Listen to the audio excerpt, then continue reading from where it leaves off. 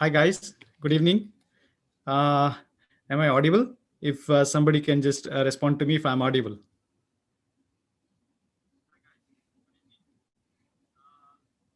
Okay, great. So I'm so happy to be on this platform today evening for in Japan.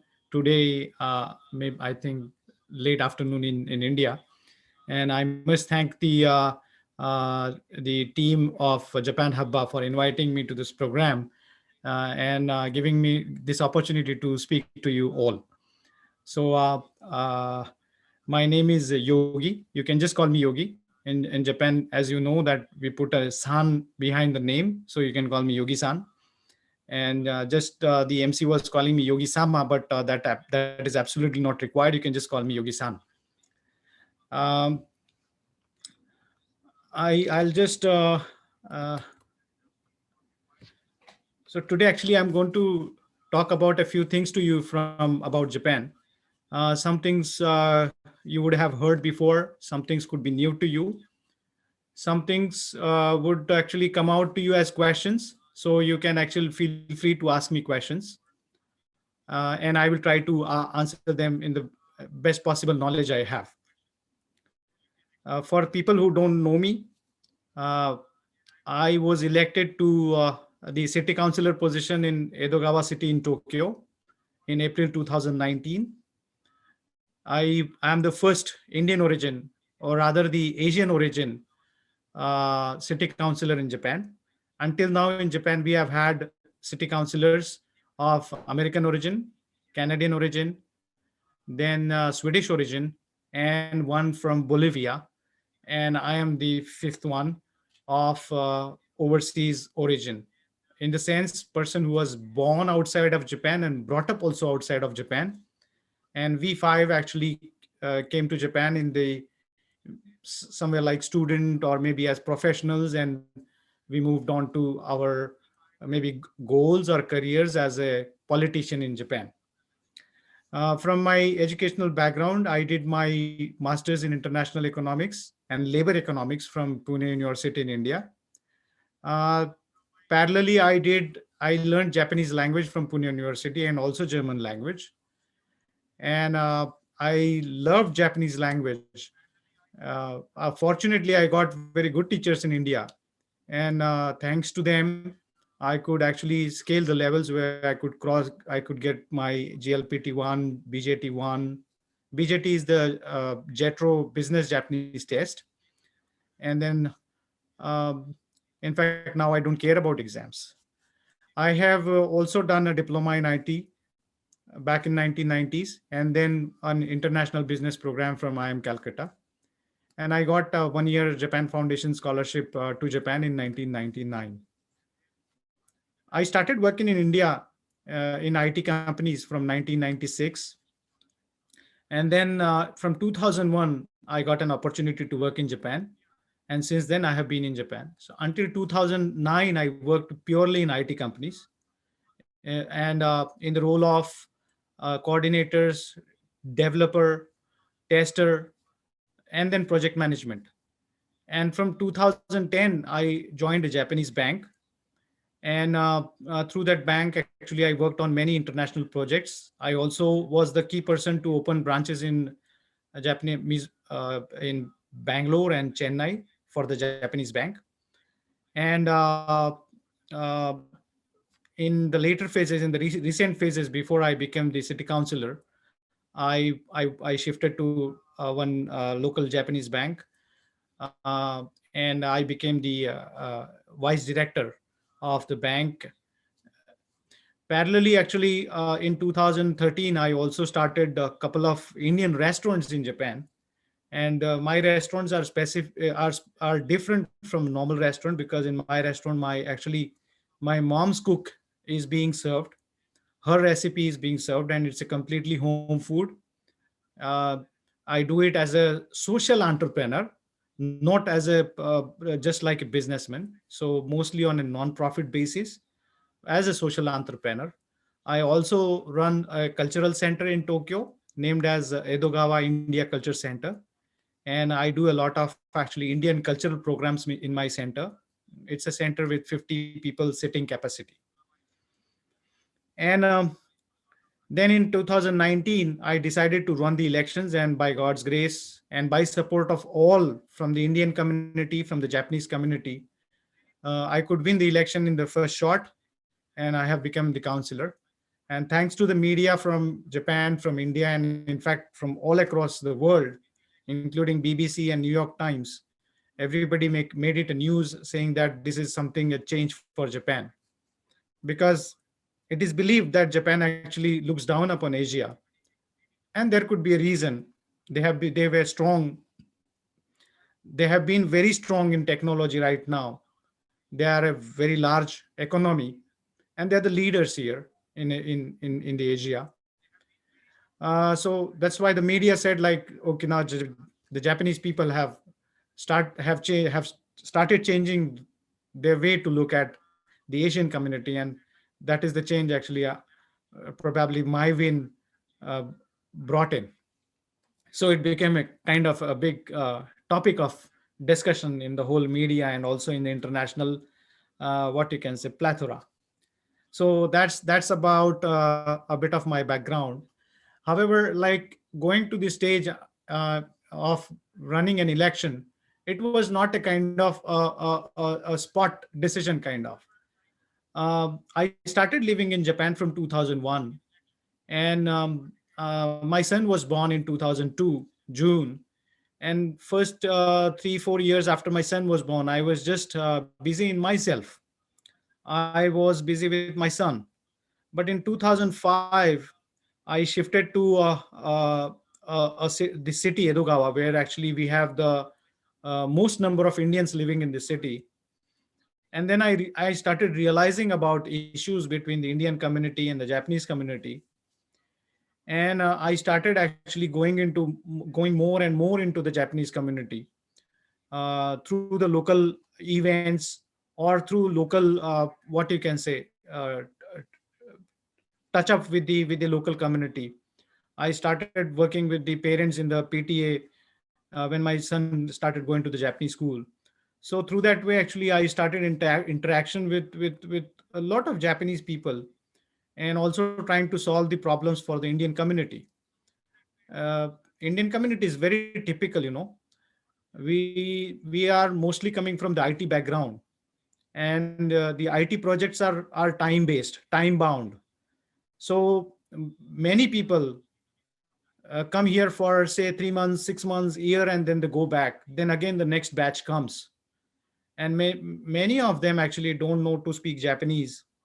Many of them don't know the rules for making a good life in Japan, the etiquettes, manners that normally the Japanese people follow, and unknowingly, somewhere they are hurting uh, their neighbors.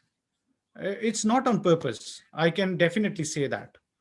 And then that starts becoming, and the problem on the Japanese side is that they will normally not point you out at the first go. They will keep things with themselves, and one day then they will actually explode, and then that becomes a problem. So I realized that we have to create a mechanism through which actually we can train both the foreigner community, not just Indians, and also the Japanese community. And this gap has to be closed so that we have a much more diverse, inclusive society in which foreigners, Indians in Japan can actually live happily with the Japanese community. So, with that, I'll go to the next topic today. So, I just actually gave you a backdrop.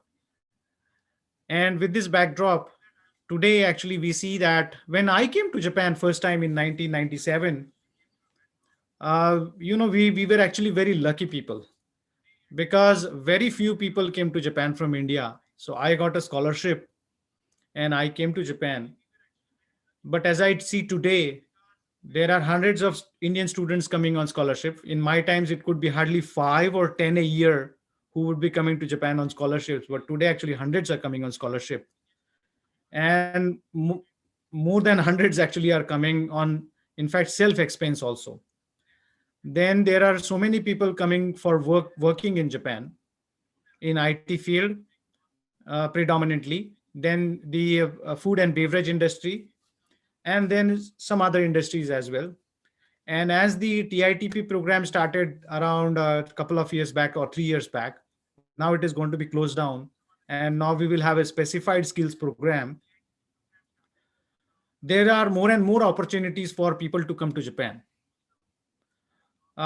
So when, and now people are seeing, like I see so many people even in fact sending me inquiries on a day-to-day basis that they would like to come to Japan and how they can come to Japan. But on the other hand, many people who land up in Japan, they not everybody is happy here. They will be actually having some issues. Then many will actually decide to go back. Many will go back. And while living here also for these many years, there are some basic problems which are still alive, like the education of our kids or the language issues. These are like ongoing issues for which we haven't got any right solution until now. So my first thing for all those people who are willing to come to Japan is that they need to work on these few questions before they decide to come to Japan. Why do you want to come to Japan? Why not some other country? And my biggest question is, for that matter, why not India? Now, don't ask me this question because I was actually, maybe I came here as my destiny or fate. I never actually came to Japan as my own decision. When I started learning Japanese, I never thought I wanted to go to Japan. When I took the scholarship, I never thought I wanted to go to Japan. But it just actually went on happening. And then I think it was my destiny. It has happened. The next question is, what do you know about Japan?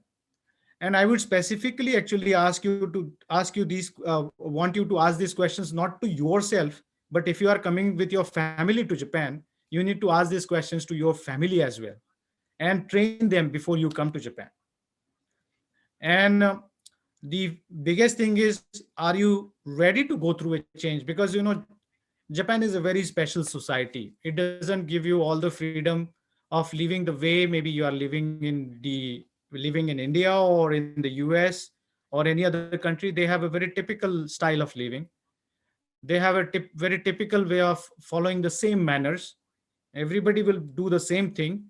And if you are doing something different, then basically they don't like it. So apparently you will have to go through a change. You will have to accept a few things, like just one small thing. You will have to give respect to, like, queuing up. Normally in outside in India, we are not so used to actually queuing up properly. We will try to just get inside. Or I can say, like, in the train, normally in India, if you get a call on your phone, you pick up the phone and you start talking, maybe sometimes in a loud voice.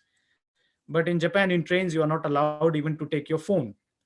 So in fact, I have seen one young IT engineer who left Japan within 3 months after coming to Japan, just because he didn't like the idea of not being able to take a phone when riding a train. So these are some subtle things that actually you have to bring a change within yourself or adjust to Japan. And of course, at the same time, I'm seeing that Japan is also trying to slowly adjust to some things from the foreign cultures or the foreign way of doing things. But it is going to be very slow. So uh, the change will be expected faster on our side. So I'll stop here because otherwise I won't be able to finish. So these are the few aspects. Actually, the foreigner community is growing, rapidly growing right now. The biggest community, the foreigner community in Japan is the Chinese, then the Koreans, the Vietnamese. Nepalis are growing like anything. They are really growing fast. As of today, we have around 80,000 Nepalis in Japan, mostly in the food and beverage industry, the restaurants.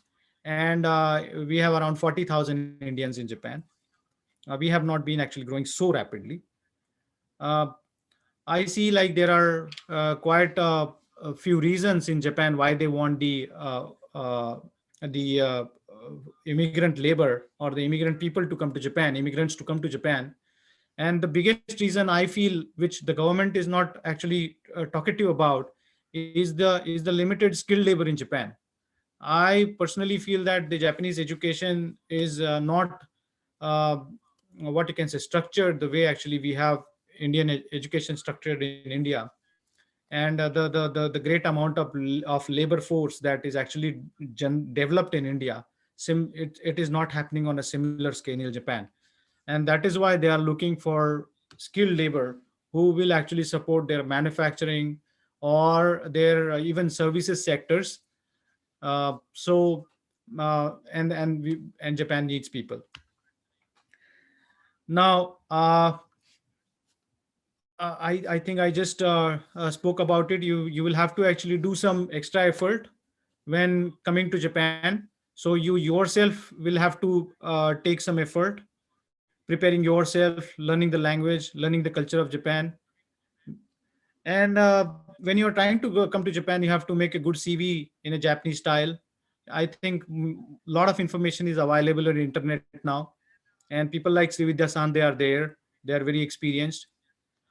I would ask you to be careful of these people, the fake agents and the fake visa agents. Amazing money they take, and then you land up in problems. Similarly, as a politician, I completely believe in this part, the government effort, which is actually slow on the Japan side as well. Also, we different organizations from India and the Indian government, we all have to work together to actually make it a much more positive attempt in getting the Indian people on board in Japan. Also for the education of our kids and and the continuous education of our adults who are coming to Japan. And from the business side, again, some things we have to do. So these are the different types of opportunities. I was just talking about it. Opportunities are available in all sorts of different areas. Many opportunities as an entrepreneur as well. If you have an idea, if you have a product, I think you can uh, look for a business in Japan. It's a very open area, and organizations like Jetro, they also offer you free office space for a few months. They support you. So entrepreneurial opportunities are available. High skilled labor in terms of IT or AI, or right now digital transformation, and those kind of opportunities, or university professors, scientists, research assistants. See, many Japanese actually, they are very good in research, but they are not good in English. So they are not able to write their thesis or essays in an excellent English. So many of them actually try to take Indian assistants. It's growing actually, research assistant, so who can help them actually write their thesis jointly together. Then school teachers, office managers. So these are a few opportunities. In the skilled labor section, still restaurant cooks are very high. And with the opening of the specified skilled worker program, there will be more lines, manufacturing line, health and healthcare, and so on. And then the education side, a lot of universities are offering scholarship.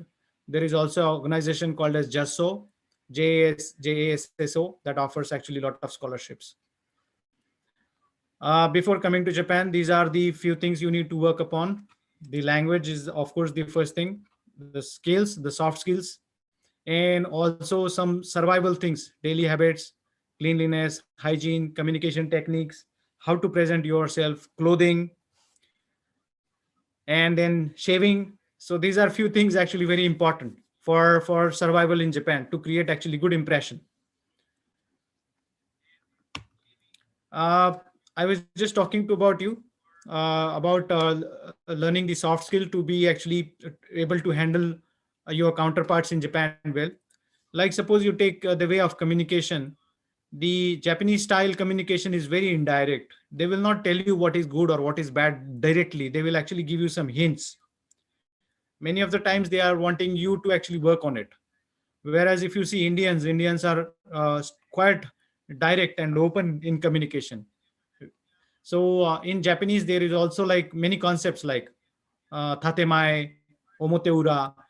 So tatemae is like, although you are not liking something, you won't just openly say it, but still you will say, "Oh, wonderful! This is good job." So something like that. Or omote ura is behind you are feelings thinking something different, but in the front you are actually saying something different. So those kind of things actually have to be understood well, so that actually you can handle the communication with your Japanese counterparts well. When it comes to consciousness, the Japanese are very group centric. So they will be always in group discussions. They will take actually decisions in a group, whereas we Indians actually we are more individual centric. We'll just go and fight by ourselves, want to take decisions by ourselves.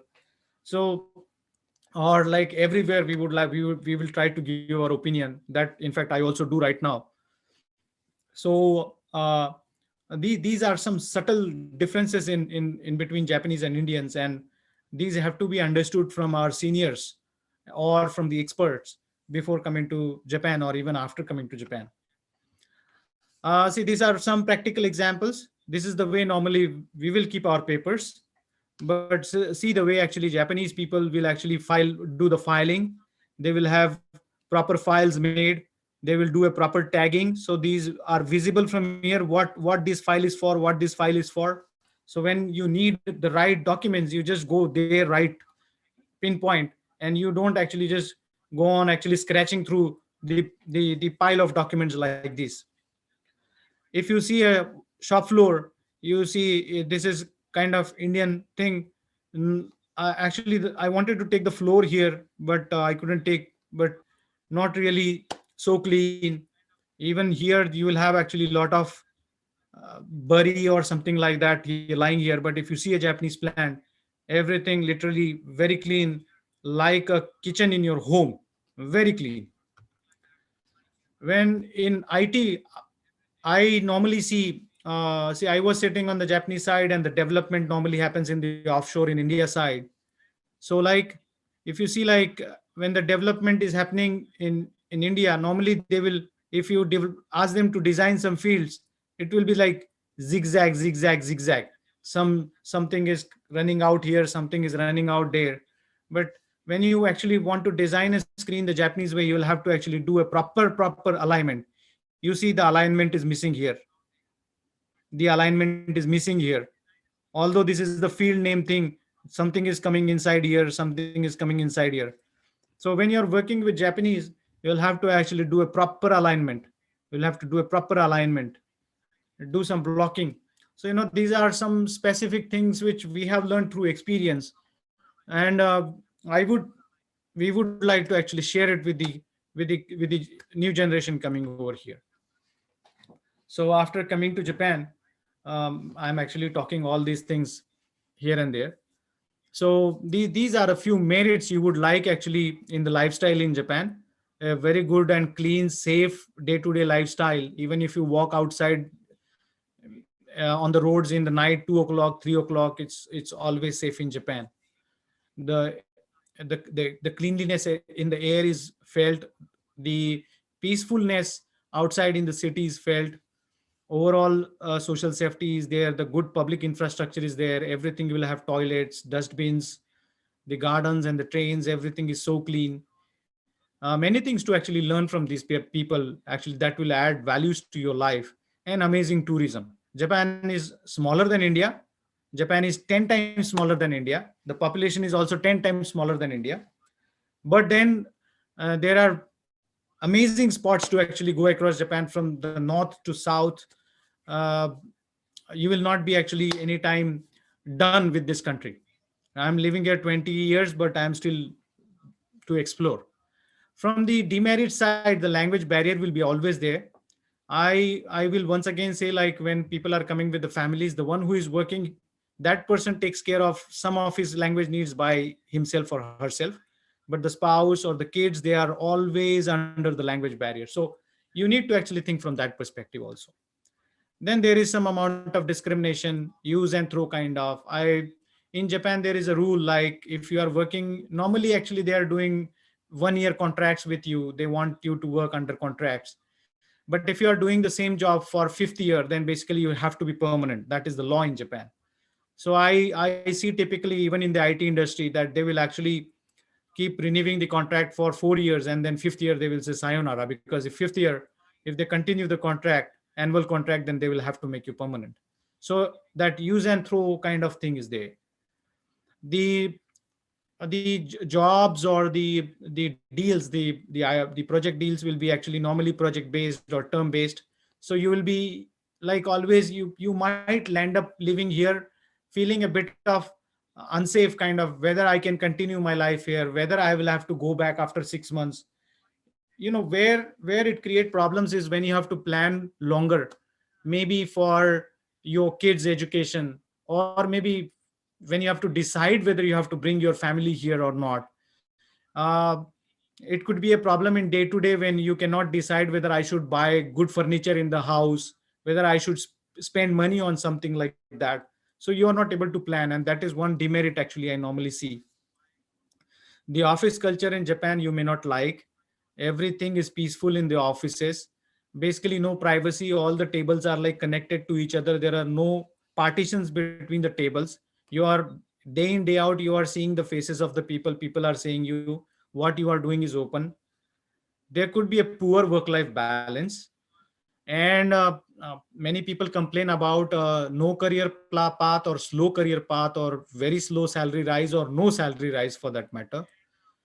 And we face actually still problems in inviting parents. Now we have a visa called as high skill visa, which is for people who know good Japanese, or people who have engineering degrees, uh, and some good experience. They can get high skill visa and they can invite parents. But for other visas, this has been a problem all the time. Limited entertainment here, because normal TVs, all the normal TV is completely in Japanese. But still, now we have online things. And Indian community is also growing, and as Indian community is growing, we all the year we are having entertainment programs. So sometimes Punjabi community will have programs, sometimes with the Kannadiga community will have program, sometimes Tamil community will happen to have programs. So at least every regional community has programs once or twice in the year. So you can actually keep enjoying. And then Facebook interaction and these kind of online things have grown so much in last 1.5 years. The medical and legal issues are popping up. Medical issues in the sense, the doctors don't want to speak English, although they know English. So many a times you will face problems in telling your exact pain or your exact problem to the doctor, and the doctor would want you to speak in Japanese. So many people finally they give up and they decide to go to India for maybe further treatment or surgeries. Legal issues, as people are living longer and longer here. Japan is actually strict in rules, even the bicycle rules. If you just actually bump into something, it could be a legal issue. You beat your kid, even just to slap your kid, it could be a legal issue. You can be taken to police. And then the biggest factor in Japan is the natural disasters. So you would have been always hearing about the large earthquakes, or the fear of tsunami. So these natural disasters are a part and parcel of life in Japan, and you will have to be used to it. So recently, actually, I'm seeing psychological breakdowns kind of because of the poor work-life balance in the Japanese offices. And I thought actually Indians are very strong, but I'm seeing these psychological breakdowns kind of thing in few Indians. So I normally suggest them eat more curry and be more powerful. Don't lose. So that's it. But having put all this into here, the Japanese population is growing, and I still feel that means, of course, I am living here for 20 years and I'm doing now politics here. I would not have lived here for so long, or I would not have even thought of becoming a politician actually to even bring a smaller change in this country, if I did not like this country. So, having given all these demerits, I would still say that there is something in this country actually that is magnetic, and that pulls me to this country. And if you are willing to come to Japan, I would say, like, you prepare yourself to make yourself happy and do a better life in Japan, and have a better life in Japan. And many people actually ask me, so I just actually wrote this slide in the end. So after COVID, actually things have slowed down, but I think now slowly and slowly things will open up. There were a lot of actually entry issues for Indians in Japan. We had I actually gave a big fight. So, but things will actually, I think by September, October, things will start settling. The vaccination is starting from 15th of March. No, no, no. I think it is starting early. We were initially planning from 15th of March, but it is starting early. So I think things will actually settle down around September or October, slowly and slowly. Today also in Tokyo, we had around 337 cases of COVID. uh, the numbers could look actually smaller from Indian perspective, but from Japanese perspective, they are big considering the health and hygiene these people follow in day-to-day life in Japan. So with this, actually, I'll stop here, and I'll now take the questions. Thank you so much. Thank you very much, Yogi-san, for a very powerful presentation. So I think Soham-san, you can coordinate for the questions now. Srividya-san, I was audible, right? Yes, perfectly audible. Perfectly Okay. audible. Yes. It went on so well. Thank you very much, Yogi-san. Yeah. We do have quite a few questions, many Yeah. of them from YouTube, one of them from Facebook. So I'll read Yeah. them out. Sharat asks on YouTube, Sir, how did you get this idea of contesting in Japanese politics, being someone of Indian origin? Okay. So as I said, like I was in the voluntary sphere for around 15 years from 2005. And in 2017, what happened is one Japanese politician and some Indians, they were like planning to actually build up a little India town kind of in my city. And they wanted me to be as a director in the planning team. However, actually, when I heard about their plan, I thought that it is not going to be economical viable, and it will finally end up creating a divide between the local Japanese people and the foreigners. And I actually requested them to make some changes to the plan, but they were not ready. So, like the Anna Hazare movement started in 2009, 2010 in India, similar movement actually I started here in 2017, and a lot of people actually stood by me in opposing this plan. And that is the time I felt like it's not just about sitting outside and doing voluntary things, because normally actually big changes can be brought, and specifically the policy changes can be brought either by the government or by the politicians. So I that was the time in around 2017 this thing actually started going around and round in my head. However, being busy with my bank work, my bank job, uh, I was like, every time I would think it, then I again would get busy and then forget it. But then in 2019, around February, I just decided for myself, no, if I have to do, I have to do it now, because I was 41 then. If I miss that timing, then it would be, next chance would be after 4 years when I would be 45, and slowly my risk appetite will go low.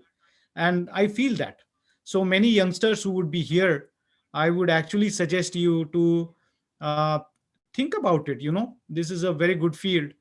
Of course, financially it was difficult for me because my banking job was a good pay for me. From there, becoming a politician, my salary has reduced by 65%. So what I was drawing as a banker, I'm drawing just 35%. But the amount of happiness that this job gives to me is amazing. I can definitely say that I am enjoying this job the most in all the kind of jobs I have done in my life. So I would actually suggest all of you here to look at this politician as a career in a very positive sense, and you can bring change to any society that you are living in. It may be difficult because of all different sorts of reasons, but it is something you can try. If I am not answered, you can ask me again. All right. Thank you for the answer, Yeah. Yogi-san. Excellent answer. So SK asks also on YouTube. He thinks that student exchange programs should be more active and should be done more frequently. what role can you play in doing this? Or what do you think about this? I'm sorry, student what programs you said? Student exchange programs. Student exchange programs. I think student exchange program between India and Japan, or for that matter, India and any other countries, I think has not happened so much. Um, in my times, normally I saw like there would be only few students going to the US or few students going to the Russia that time. Now, many students are going to many countries, but still the exchange program, as I have seen in a structured way, have happened through Lions Club or Rotaract clubs and those kind of actually bodies. However, in an open circle kind of like schools directly interacting, Indian schools directly interacting with Japanese schools, or creating a kind of homestay kind of plans, that has not happened. So actually 3 years back, we set up an association in Japan called as All Japan Association of Indians. It is a completely welfare oriented voluntary association, and the representatives from many Indian communities are working as directors. So there we have taken up one activity, which of course we will do it in a very structured manner, that we want to actually promote this, and we also want to promote the homestays. So uh, I normally think that I don't actually like working individually, because the scale or the gravity of that action will be very less. So this organization, Ajay, will actually work on it as a strength of the community. Thank you. Yeah. So we have a question from Gaurav on YouTube. I think I'll couple this with another question from Lakshmi. Gaurav asks, Sir, how is life in Japan? And I'll couple that with another question from Lakshmi. She asks, what are a few aspects of India that you miss when you are in Japan? Amazing. Okay. The life in Japan is a very open question, because I think I already spoke a lot. Um, actually the life in Japan, subjectively, I can say it is up to you. How much you want to change yourself, or how much positively you want to take it. If you just keep on complaining, actually everything will be negative. So uh, actually my son is in UK right now. He's living there for 5 years, and sometimes he will be complaining to me, but I always reply to him, I understand what you are saying, and if I was your age, I would do the same thing. But at the same time, take it as a new learning, and think about it. If you are a leader, how actually you will solve it, and how you will solve it for others. Because normally when you yourself are in the problem, you are not looking at a problem from the outer perspective. You are sticking yourself to the problem, sitting inside it. You are sitting inside the nutshell. So most of the times you have to come outside of the nutshell, look at it from a third person perspective, and you actually get a better view of it. So, and I can say it because, like, say, when I was a normal employee, reporting to my boss, I would have complaints about my boss, about my middle managers. Then when I became a middle manager, I had complaint about my CEO or COO. And when I became a CEO, running the whole operations of a company in Japan, then I realized, okay, what it takes to be actually sitting there. So, everybody actually has a problem sitting in any kind of position or doing any kind of thing. The only way ultimately the psychology, or no, the philosophy I learned right now is how you look at it and finally how you solve it. So you can keep complaining.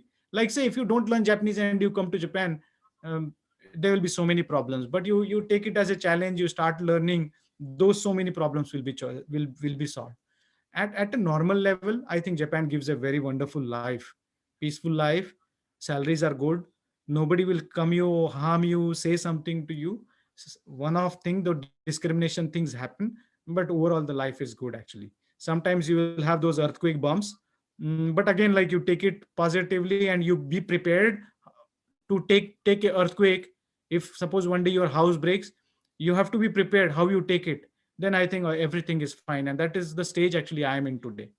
I'm sorry, can you repeat the second question for me? Sure. So Lakshmi asks, what are a few aspects of India which you miss when you are in Japan? Amazing. The first thing is I miss the food carts. You can laugh actually for it, but the amazing food that the food carts in India actually, the thela, or like the bhel, the pani puri, and those all tasty roadside stuff is something I miss. So if I have to go to India now, I take normally 3 days for myself to actually adjust first to the environment, because if I go to India and first day I eat bhel puri or pani something, I'll break my stomach. So I have to take 2-3 days to adjust when I go to India, and then after slowly I start actually challenge taking trying all those different things. But food is something I really miss, number one. Number two is I think I miss the kind of energy that is there in India. Very energetic. India is damn energetic, and the philosophy, and then the monuments or the temples. I like these structures actually. So I really badly miss them in Japan. People are really warm in India. Like suppose you fall down, you fall down from a cycle, you fell down from a cycle, the people around will run to you. But in Japan, normally people will actually keep a safe distance between you, like between like each other. So maybe that is also good sometimes, but then the warmth in India, in people in India, is totally different. So I really miss that. So food, people, the energy of the people, and the cultural things. Those are actually three things I really miss. And one more thing I am realizing is that after I have joined politics in Japan, I feel that these people are very objective. They will have a problem A. They will talk about why this problem A, in a very actually, subtle manner. They will think about everything objectively. But most of the times I feel that these people are actually at loss of philosophy of life. So if there is a problem A, they are not actually reaching the exact root cause. I'm talking about politics, huh? It is not about manufacturing. If it is manufacturing or if it is IT, then the Japanese guys are just going into the root cause. And until and unless they get the root cause, they will not sit quiet. But when it comes to life, when it comes to happiness of people, uh, Japan is at a loss of philosophy and at a loss of framework based on which actually we politicians should be actually taking decisions. So everything is looked at very objectively. Pay scales, whether a person can eat, whether a person has a place to actually to sleep. So one big problem I see in Japan is that in my city we have a population of around 700,000 people. So in India, in Indian quantity, 7 lakh people. And the budget of my city is around 4 billion US dollars. It's a big budget. But out of the 4 billion US dollars, $400 million, that is 10% of budget, is actually spent, is given away to actually people who don't have jobs, people who cannot support their own lives. So I normally tell the politicians in Japan, like, in India, people will live in a hut. People will actually beg, but government is not supporting them. And still those people, they take on their lives, they live their lives, and still you will find those kids actually smiling. You go to actually slums and you will find the kids actually playing even with mud, even with a tab, and they will be happy doing it. They will jump in a pond and they will be happy doing it. You will see smiles. But those families who are actually living on those 10% of budget, although they are living their lives on the finance or on the homes provided by the government, they are still unhappy. So I normally tell them that there is something missing, and that is the whole philosophical aspect. It is not just about funding the life of a person. So last year, actually, I was planning to go to India to one guru to actually learn the philosophy of politics. And I think people like Chanakya in India, they have actually put together that framework. And that is something actually we will have to relook into. And that is one aspect actually I am missing from India, as soon as COVID ends, I want to go to India and learn the philosophy of politics. Thank you so much. Okay, so I think that leads well into our next question, Yeah. which is about somewhat about political philosophy. Yeah. Tanmay asks in the chat, can you share your experience about efforts in the local government to hear opinions from all sides of the political spectrum? Okay, all sides of the political spectrum. Okay. Well, today actually I'm sitting in the opposition party, and my opposition party is a liberal party. So of course, in any country you go, you will have leftist, you will have rightist, and you will have the liberals who are taking the central path. So my party is the liberal party, and my party actually is the only party that supports the proper intake of immigrants. They also support matters like LGBT. They also support matters like gender equality, and that is the thing. I chose my party actually came to me and they said they want to support me. I was wanting to run as an independent candidate, because then that gives me my freedom to run my mandate. What I commit to the public and what I do in the assembly, I decide. But my party, I just said them that this is my mandate and I'm not going to change it. If you are, because before the elections, let me tell you, before the elections actually, when I decided to go into elections, then I did my filling up the form. First of all, for running Japanese elections, you need a Japanese nationality. Then foreigners cannot vote. Only those people who have Japanese nationality, only they can vote. So, like in the US, or like in the UK, where Indians can also vote, uh, I have not won on Indian votes. For me, I got only 7 Indian votes, and rest of the votes are all Japanese votes. So, because those 7 Indians living in my city, they have taken Japanese nationality. So when I went to fill up the form of for the elections, they asked me to write my mandate, which they would actually the election commission would publish. So then I said, okay, what is my mandate? Because all the time I was more of working voluntary in the politician, in the Indian community space. Then I was actually connected with some Japanese parents also. I was doing some volunteer things also. So I was actually connected with few Japanese, and I knew some problems. But then I thought that will be completely wrong. So what I did is actually I just went into the city. I walked on the roads. I interviewed 300 random people, kids, elderly, foreigners, women, men, students, like primary school students, secondary school students, high school students, university students. I carefully actually chose my uh, uh, uh, the people from there, and I actually asked them to write the best 3 things about the city and the worst 3 things about the city which they would like to change. And when I reached the 300 people thing, then what I did is actually I put all the things into an Excel. I created the pivots, and then I reached 43 things which were actually repeatedly said by the people that these are the worst things in the city and we need a change. And then actually what you see in my background, the things in the black, these things, these are actually the problems those were given by the citizens to me. And then what I did is I actually plotted those problems. There is a framework called as a smart city framework, which is also actually implemented in India for few cities like Varanasi. So these things actually, what you see like these pillars, these are actually the pillars of the smart city. So I actually connected these problems with the smart city pillars, and I made it as my mandate.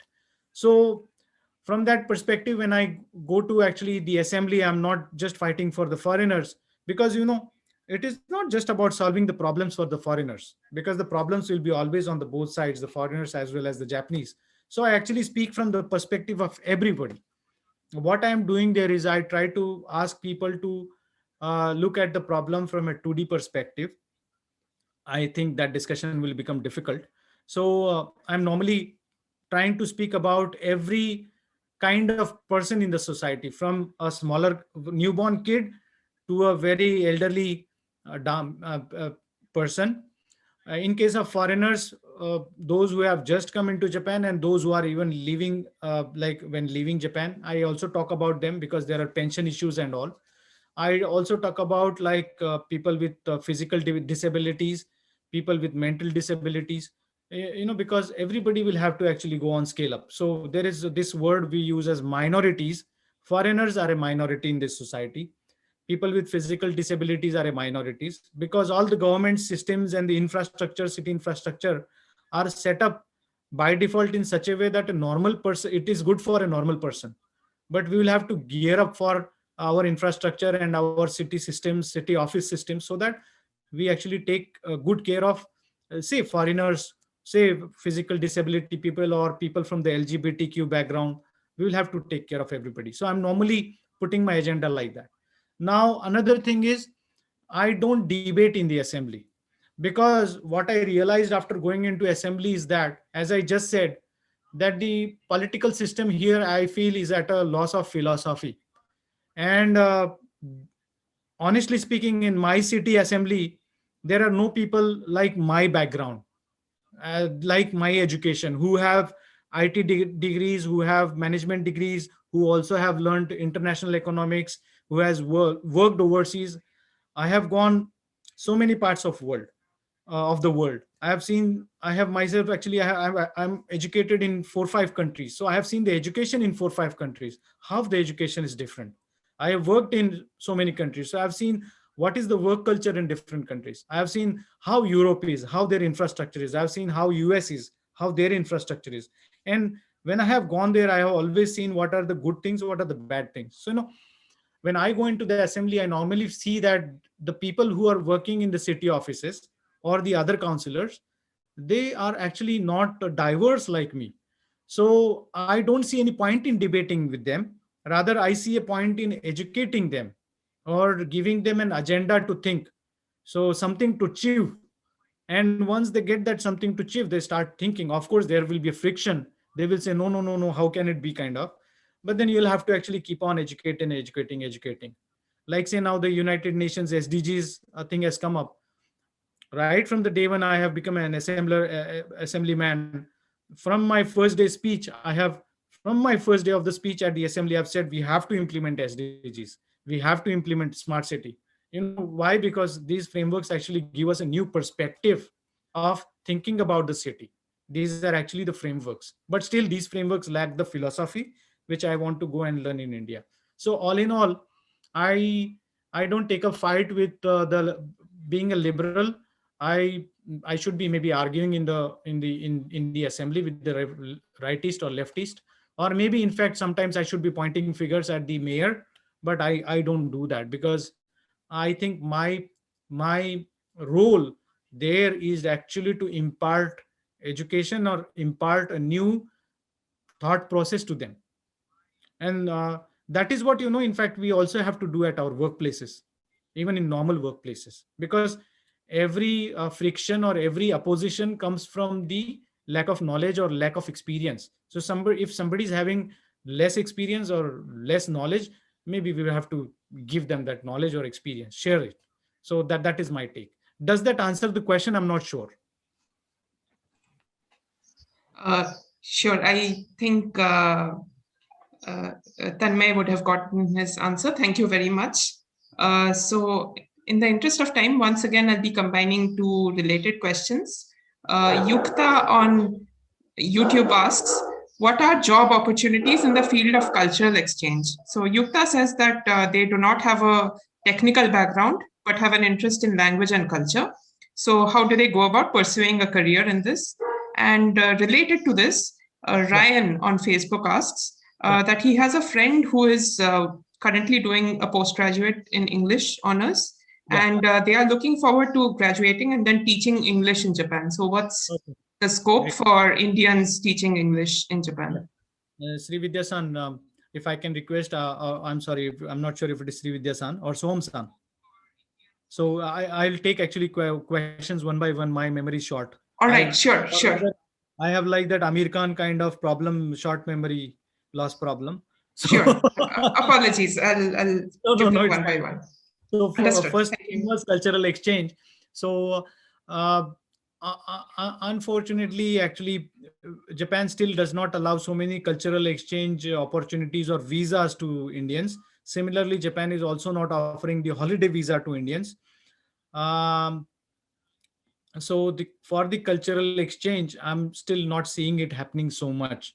Uh, Having said that, what can happen is, and in fact, even I, as I just said, I run a culture center, and until before I started the culture center in 2017 February, because there was no other such kind of center representing India in Japan. So it's a 50-seater kind of small center, and with a small stage there. So if somebody's dancing or performing, so 50 people can sit on a chair.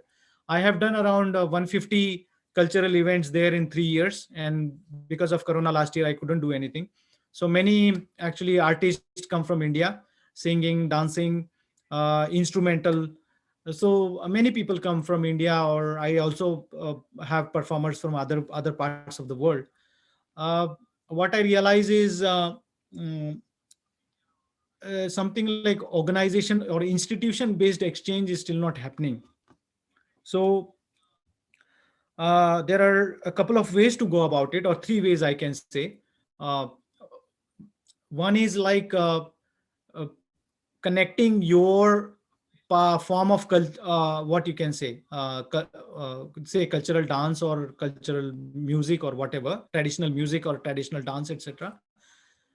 If you are able to actually tie it up with something on the Japanese side, say the Japanese way of dance or something like that, and if you want to build a research on it, maybe you can actually give some proposals to some universities in Japan. There are some universities who are doing that. So and those proposals could be considered by those universities. I can suggest this offline. The second thing is, actually many Japanese people are now taking interest in Indian traditional dances, Indian traditional music. In fact, so many Japanese are these days playing tabla amazingly. Some people play sitar, some people play santoor. In fact, if you go to Pune Festival, which is the biggest music festival in India of long tradition, you will see a couple of Japanese actually performing in Pune Festival, which is a very big feat in itself. Pune Festival, going on the stage of Pune Festival is a damn big thing. So uh, uh, the Japanese people are picking up Indian traditional dances and music and so on. So if you are able to actually find a counterpart in Japan, mm, uh, or you can find out somebody doing something else, you can actually prepare that person. Like suppose there are so many now Kathak dancers in Japan, Japanese Kathak dancers I'm saying, or Japanese Bharatnatyam dancers are there. In fact, there is one Japanese lady who is so good in Arangetram. So you know, if you are able to tie up with them, and if you are doing a different dance, and if you give them an idea that this is a totally different dance, and I think they will be happy to actually pick up a new what you can say, again, a new art, uh, uh, uh, and try to explore what you can say, spreading it in Japan. So that is another thing. And third thing is like we have actually a lot of Indian events in Japan now. However, the Indian communities who are running these events have still not come up financially so strong. So it is not always possible for them to actually finance somebody to come from India and then actually perform over here. So if the financial part is taken care uh, some way, either by yourself or some way kind of, then coming to Japan and performing is somewhat possible. There is one more avenue I just remembered, is like in India we have ICCR. It's a government entity in Japan that actually sends uh, cultural performers to all across the world.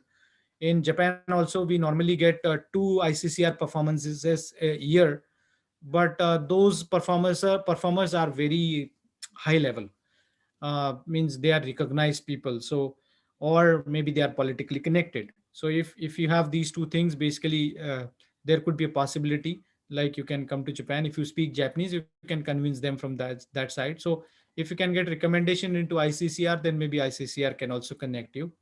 And one best thing is actually you can actually reach out to the Japanese consulate and embassy. These years I see that they very proactively actually share information.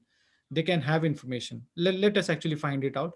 As far as today, that is where the exchange is happening. That is happening is very less, unfortunately. But I think things will change over time. I'm sorry, I'm not having a very great helpful answer for you, but that's it for today. And the next question was for the English teaching in Japan. Japan has been very, what you can say, narrow-minded from the perspective of English teaching in Japan. I have seen they mostly actually welcome people from the native speaking countries like the US, the UK, the Australia, New Zealand. In recent year, I am seeing few Indians actually coming to Japan as a English teacher. There is a program called as JET program. It is a scholarship program in Japan. You can find more about it from also, I think the information should be there on the net or on the Japanese consulate or embassy sites. The JET program, I think now it is 6 months or 9 months, something training program in Japan and teaching, and then you can become an English language teacher in Japan. There are also many international schools in Japan. Some are large scale, some are medium scale kind of. They also keep looking for teachers. So you can actually search for these schools and you can actually keep applying to them. Sometimes actually opportunities are open. Means of course these schools, they all bring, if it is an Indian school, they bring teachers from India. They also get teachers from abroad. There are so many international schools in Japan. So those could be opportunity places. Another thing is actually, like, if you are a native English speaker, like they have what normally I have seen, like people from UK and US are doing, that they get certificates from a few people that they are going to teach those people, and they will have some XYZ income. And normally if you get an income like 150,000 Japanese yen to, no, sorry, I should say 180,000 Japanese yen a month. The Japanese Home Ministry actually, immigration gives them a visa. But I have seen it in case of the Americans or the UK people. Honestly speaking, our English is grammatically much more better than them. I feel so many times. I should not say about all, otherwise they will be angry. But for Indians, actually, immigration is a bit strict. So, the Goras will always get better treatment. So, but the opportunities are there and you can try for it. All right. Thank you, Yogi-san. Solo Leveler asks, what is the current scenario of foreign and local Japanese people interactions, and how well do they accept them? Okay. Now I should answer this from two perspectives. One is from the social perspective, and the other thing is from the professional perspective at offices. I'm not sure if any other perspective is there. If it is there, you can suggest me. From the social perspective, I still say very boldly in the government or in the assembly or to the people that we have still not come to a level of day-to-day interaction. I think every foreigner finds one or two local friends, either in the local community or in the office. They have some interaction.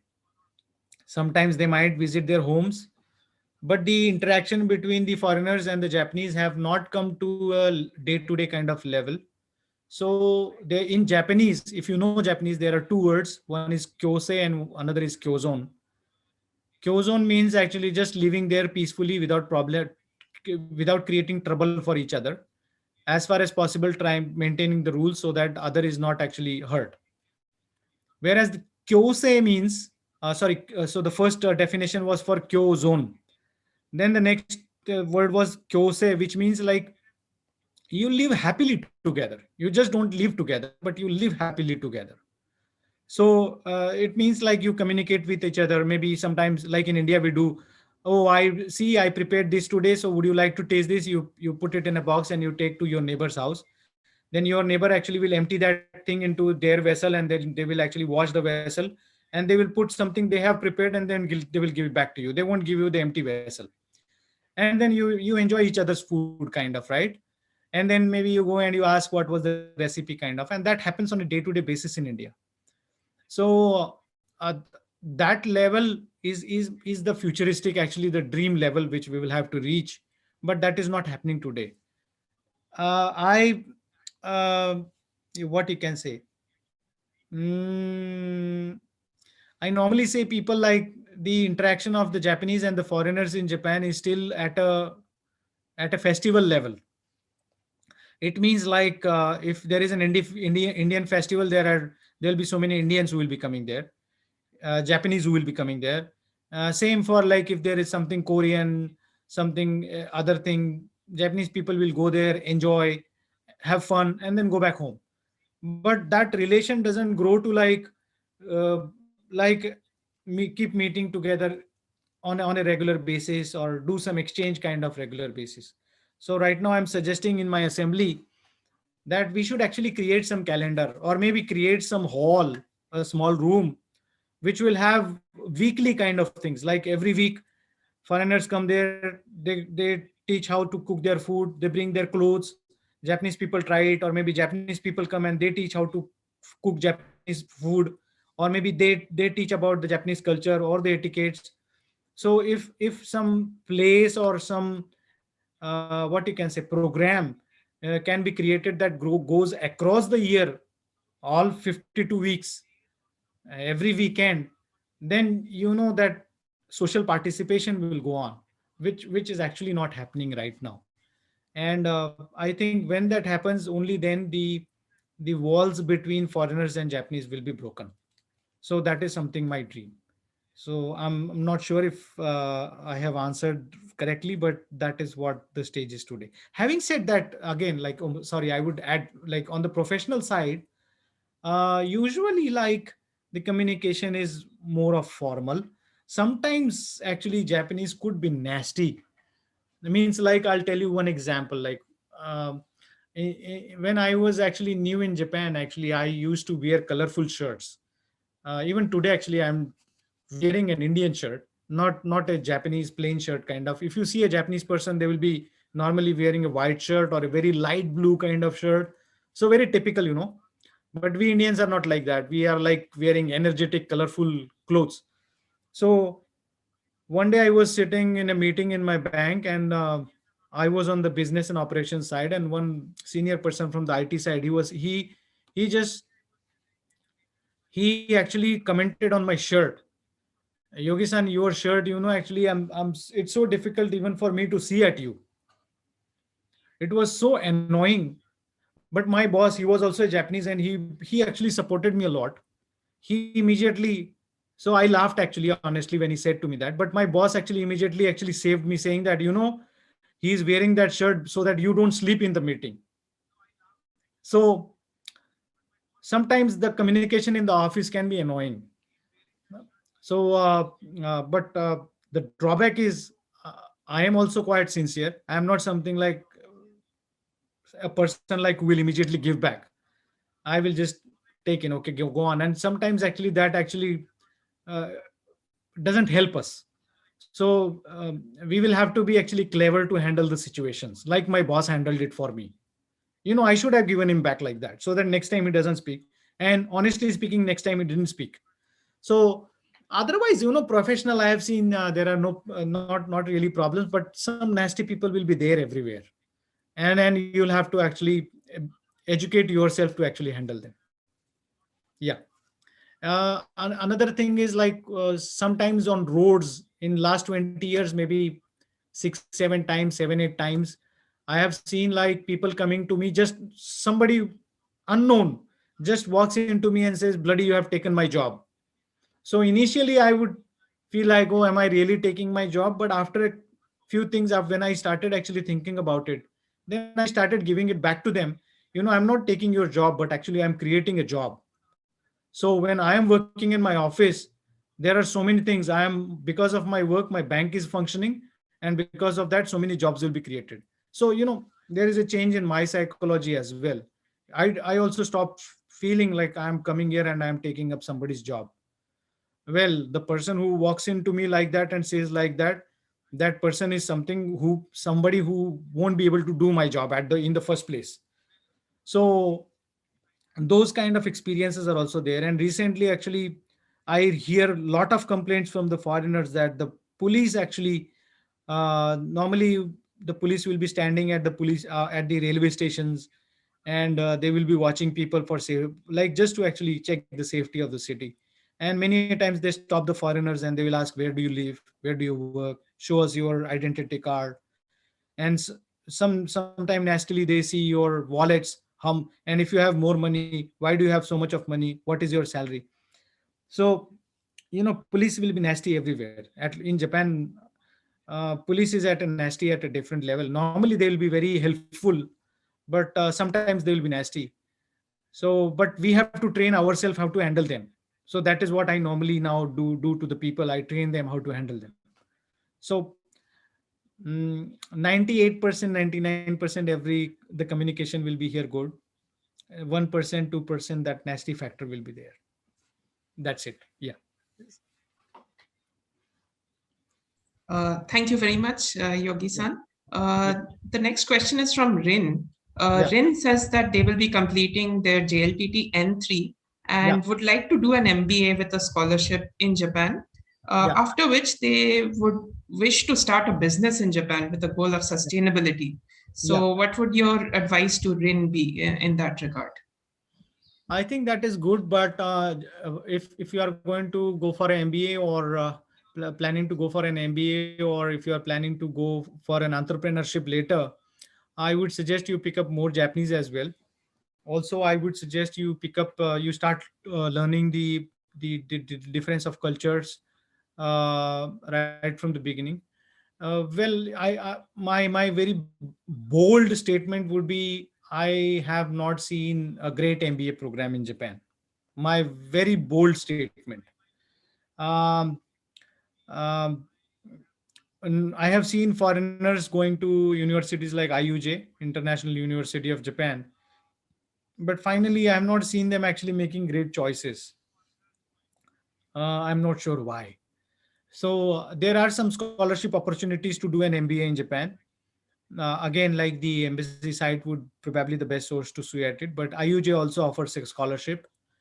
Just yesterday, somebody to send me a message, like some university called as Shinzen Khan. They are offering all of a scholarship to foreigners. So you can actually search. I think Tsukuba University and all, they are also offering some scholarships to foreigners for doing an MBA. But I would like, if you are financially doing well, or if you can get a scholarship in the US and UK, you can actually do an MBA there and you can then come to Japan. It will have more value. You can do actually a sandwich MBA program, which actually has a component of say Asian culture, or some universities also offer directly the Japanese culture or the Chinese culture aspect in the MBA. That will actually help you a lot. So Japanese have that mindset of looking west. So if you do an MBA from there, that will actually be a greater value. Is my bold opinion. And at the same time, you can build up your Japanese. You can build up by yourself your knowledge about this country, this culture, the business culture. That will help. From entrepreneurial perspective, uh, many Indians are doing IT and non-IT kind of entrepreneurial things here. I myself will be ready to guide you anytime. What are the things to do when you have to set up a company? Jetro is there. Jetro can help you. So that support can be done. I think that answers the question of many people looking to set up a business in Japan. A related question from Sandeep Purane. He asks, which business would you suggest for an Indian already in Japan with a business visa or who is a permanent resident? And what is the current status for trading between India and Japan? Yeah, Sandeep san, if you are the same Sandeep Purane san, you should not be in this forum. You can ask me question directly. I know somebody, Sandeep Purane, who is my long friend actually, and he is connected to me on Facebook. So if you know actually what I believe, when I started my restaurant, I saw a problem. When I started a culture center, I saw a problem. And I feel like every business is an idea that is an outcome of a need in the society. Otherwise, no business will be successful. So the need could be actually improvisation in the quality of a same product. So it could be a product that is already delivered in the society, but you can upgrade it. So, or you can offer it in a different way. It is like a Mac PC and a Microsoft PC. So they are doing the same things, but in a different way. So there are people who like this way. There are people who like that way. Um, so similarly, I think you can be successful in any business. Is my psychology. If you have seen the problem and if you have the solution for it, and once you have the problem and the solution, the solution could be a product or it could be a service, then we can plan how actually we can do well with it in Japan. What could be the marketing gimmicks? What could be the location of having an office or not having an office? So those will be things then we will have to play after. But I cannot say that this is the business you should do. Even like in Tokyo today, we have around 1,500 Indian restaurants, out of which 99, maybe more than 95% are run by Nepalis. A very few handful are run by the Indians.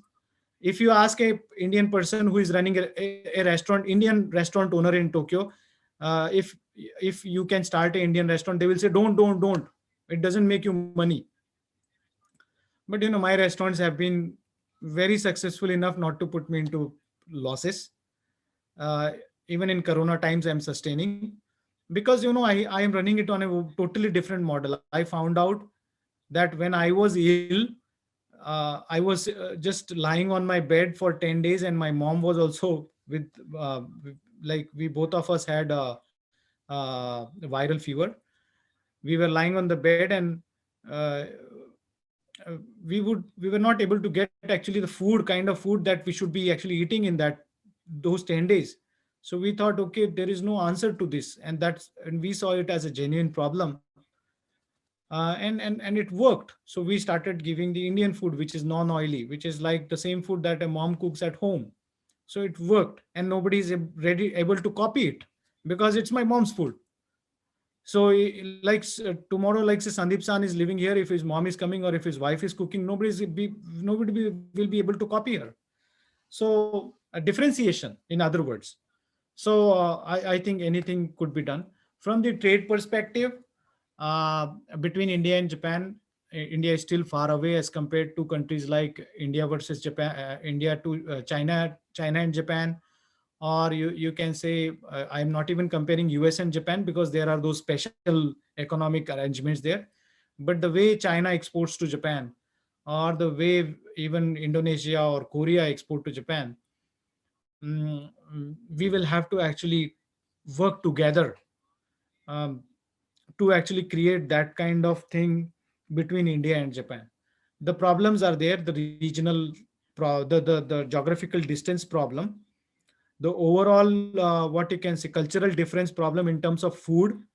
The kind of vegetables that we are eating in India are not usually eaten in Japan, except for something like spinach and potatoes and onions. But still, the onions in Japan will be totally different taste than those onions we get in India. But China is something very close to them. So China is actually doing well in exports to Japan in all sectors, in most of the sectors.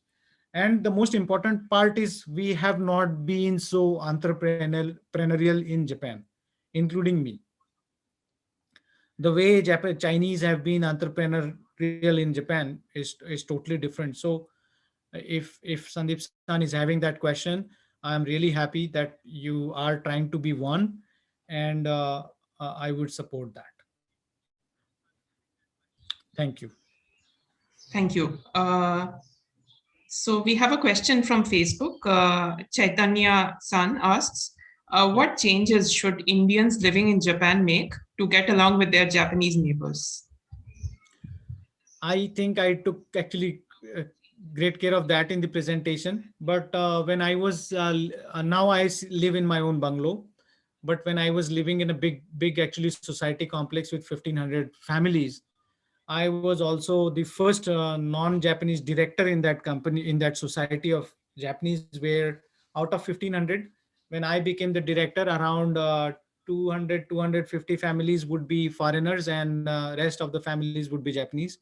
So I was the first non-Japanese director. And usually the problems I would see in the neighborhood were like the foreigners were not disposing their garbage properly. So in Japan, actually, we have very neat way of actually disposing the garbage, the burnables, the non-burnables, the glasses, the plastic bottles, the batteries, the metallic things. They have to all go into different, what you can say, dustbins. So foreigners not doing it properly uh, is a very common problem even today. uh, like when we throw our furniture, we have to buy stickers from the store. So that sticker is actually a payment of the tax. We have to stick that sticker and then put the furniture into a specified location, but normally foreigners don't put the stickers and they just throw it. These are some physical things visible. Then many a times the problem is like the foreigners are talking on the phone loudly standing in the veranda. The TV volume, the music volume is loud. The youngsters are getting together in one flat in the night, having drinks, shouting, and becoming crazy. Normally Japanese people, their kids will sleep at 9 o'clock. The adults will sleep by 10:30, 11. Japanese people sleep early, get up early. They actually expect peace after 7 o'clock or after 6 o'clock for that matter. So these are actually a few problematic things, and they want, basically, there are some these social things actually set up, giving up for a train, or or like say not talking in an elevator. So these are actually very maybe minute things, but these are the things, if you are doing it properly, basically you will see that your neighborhood is happy with you. You don't need to do something extraordinary, take gifts for them, smile to them. You may not do anything like that to them, but you just keep following the rules and they will not have complaints. So I think that's probably the biggest aspect. They will not complain about your personal choices of your clothes or something like that, like my boss did. They will not do it. But like suppose some Japanese keep complaining that my neighborhood, the curry smell is too bad, I cannot take it. But I have at the same time seen other Japanese arguing with those Japanese, saying that what fish and everything we keep cook in our foods. In fact, the foreigners will be so much troubled about them. So this problem is normally arguable about the smell of the food, but making noise, running in the corridors, this is something actually they don't like. So I have a separate presentation on it, a very large presentation. It takes time, so maybe we can actually plan for it sometime. And Srisan, I just picked up a question from here. Actually, couple of times it is asking maybe how to learn kanjis or importance of kanjis. When I learned Japanese, actually, I have focused myself a lot on the comprehension part. In Japanese, we call it as dokkai. So first thing first, in my beginning 2 years, I never bought any additional book for Japanese. In my times, we used to learn Japanese from Nihongo Shoho. And please listen to me clearly out here. I will say that a very clear thing. When you are clearing out N5, N4, N3, you don't need to read so many books. Just read your Nihongo Shoho 50 times. Just read your Nihongo Shoho 50 times in what you can say, read it loud. I used to stand before a mirror, read the Shoho loud. I have read Shoho for 50 times loud. What will happen? The whole grammar there will go and sit in your unconscious mind.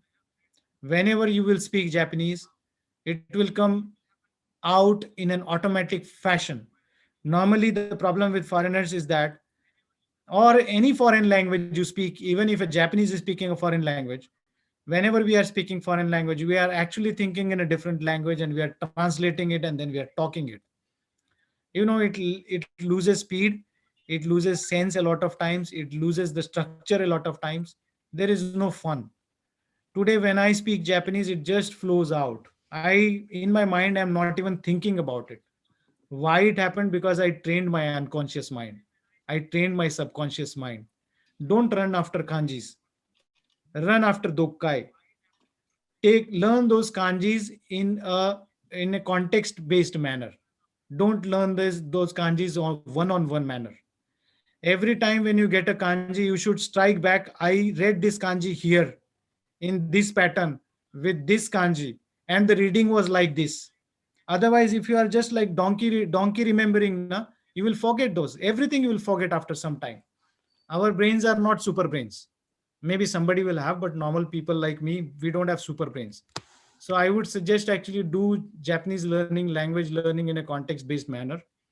And those people who are still at N5, N4, N3 level, let me tell you what is a language.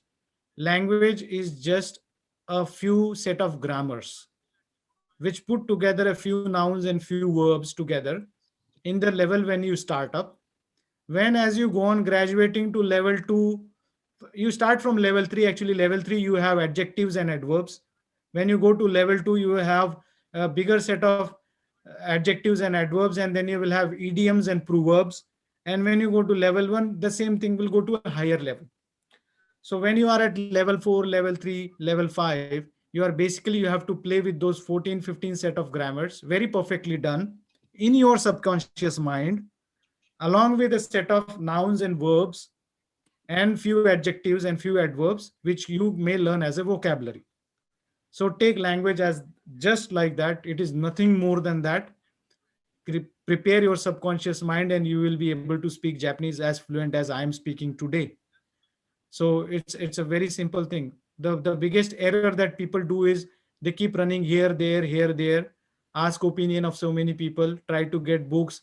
I didn't even buy my dictionary even when I passed my level 3 in the old times. I got my first dictionary when I came first in JLPT level 3 in Pune. So, and I was 5th all over India. So my senior actually presented me a dictionary. Yogi-san, this is the dictionary. I'm not going to use it, and I think you are the right person who are eligible to have this dictionary. So make yourself like that. Make yourself that somebody will present you the dictionary. Don't actually do rocketic things. Just do basic things, and that will make you perfect. So that is my answer to it. Kanjis will come automatically. There was one classmate in when I was studying Japanese. He one day took me to his home. He opened the door of his room, and you will be actually amazed to know that all 4 walls were full of kanjis. All 4 walls were full of kanjis. And he said, look up, and I saw at a ceiling, and the whole ceiling was full of kanjis. Oh my God, I said, man, what are doing? And what his answer was, Yogi-san, I want to win over you. I said, you are not going to win like this. First, you will have to love the language and you have to be emotionally into it. You will automatically win. And the race is not between you and me. Our race is with the language. We have to actually win with the language. So that is my answer to you. There's a question from Creative Writing on YouTube. They ask, why is it hard to expand a business in Japan compared to other countries? There seem to be restrictions on non-Japanese establishments as well. This is a very, very tricky question. Actually, I have been in the sales department for around 4 years in Japan. And then I ran an IT company as an expat for around 5 years in Japan. And honestly speaking, I have not been so successful in actually opening this lock. I couldn't find that key. However, having said that, there have been some people who have been successful in opening that key to some extent, not to the bigger extent. But this problem is not with just with the Indian companies. This problem has been with all the foreign nationality people in Japan. And it's in a different presentation of mine where I normally hear from the people from the non-Japanese companies that is over the years they have invested so much in Japan because if you come to Japan and if you are keeping some employees, if you are also taking some Japanese on board, the salaries are will suck your finances because salaries are high here. The rent of the office will be high here. So and if you are going into some investment a business requiring investment like a restaurant, if you have to set up a restaurant, you need at least say $100,000 to do some basic actually to put up a basic structure. But if you are putting up an IT company, you don't need so much to actually initial investment into it, but salaries will go on. So many actually senior people in the business, they complain to me like they have invested so much, but the returns are not there. If you see at the Indian IT companies, how they are growing, they have not grown exponentially in Japan the way Indian IT companies have grown in the US or in other countries in the Western world. Uh, and this has been true for even the top tier IT companies. I'm not sure if I should name because otherwise those company guys will not like it. But I was in Infosys for so many. I working with Infosys in Japan, and I have not seen Infosys also growing exponentially here in Japan. But recently, if you see like Mahindra Tech, they are doing so well in Japan. HCL also did so well in Japan, and there were actually some one or two good sales guys who were probably good at drinking with the Japanese, who could maybe play golf.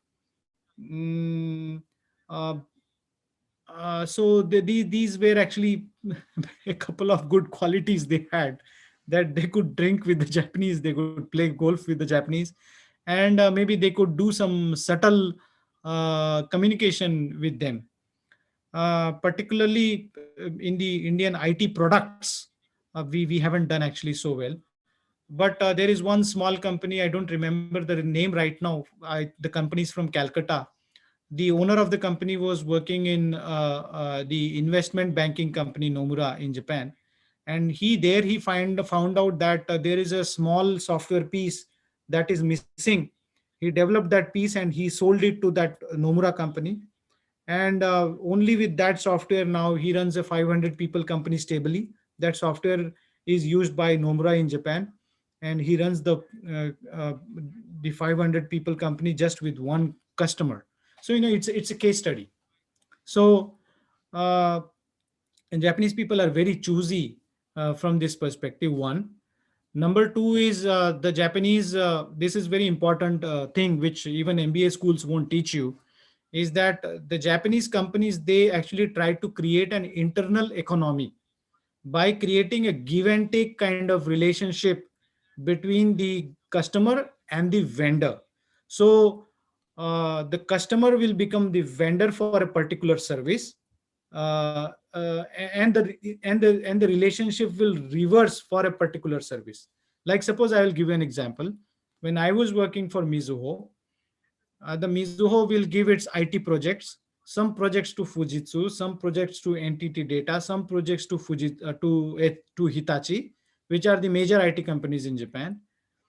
And in return, these companies will open their employee bank accounts or their corporate bank accounts in our bank. And so from IT perspective, they will be our vendor, and from banking perspective, we will be their vendor. So that give and take relationship of exchanging the funds in each other's financial books is actually one very big guiding principle of business in Japan. That is one thing. Second thing, which you can see in the management books, is about the Keiretsu system. which is creating the internal economies in the perspective of a large, what you can say, group of companies together. So particularly in Japan, these group of companies will be formed with a bank in the center. So Mitsubishi Bank in Japan will have around 100,000 companies which will work only in that sphere. Then the Mizuho Bank has around 50,000, 60,000 companies which only work in that sphere. The Sumitomo Mitsui SMBC Bank will have around 60,000, 70,000 companies that will again work in only in their sphere.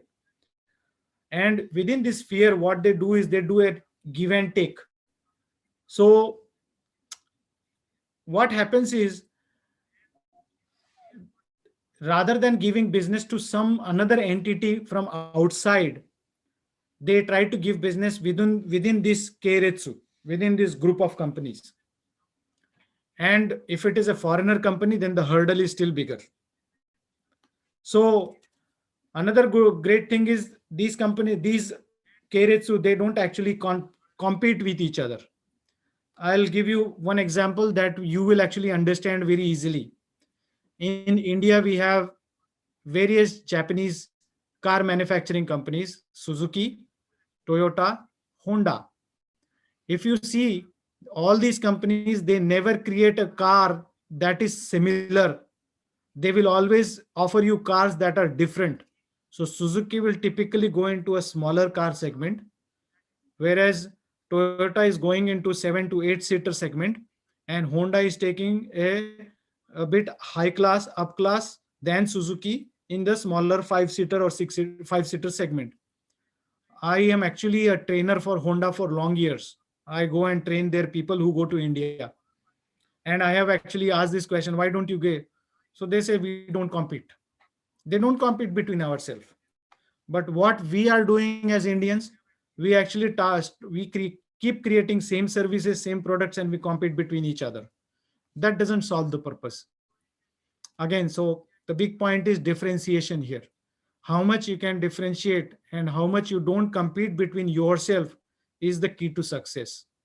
So you will see some non-Japanese companies who have succeeded in Japan, and the basic property of their success in Japan is the differentiation. What niche they are actually offering. So since I have been more into IT field, if you see, like, if you are here, I'm not sure if anybody knows, but even in the IT field, like, there are companies like Murex and Calypso who create very specific softwares, but very strong. And they have done so well in Japan. They have made amazing deals in Japan.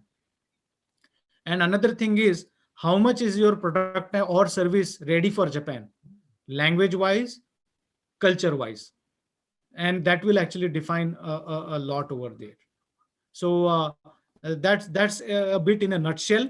This is again a very bigger topic, but I don't think even MBA schools have been able to actually solve this question from all the perspectives. So again, experience will actually help in solving out. But from a framework perspective, this is the answer I can give you. Yeah. That's extremely, I mean, there are no words to thank you. I mean, you have answer to everything. Looks like you're a one-stop solution to all the problems, right from learning the kanjis to sort of talking about how to expand your business in Japan. Why did you become a politician? How to behave with Japanese? I mean, all answers were crystal clear. I think our audience would have benefited a lot out of it. This was too sort of, what do you call it, a sweet program by Yogi-san.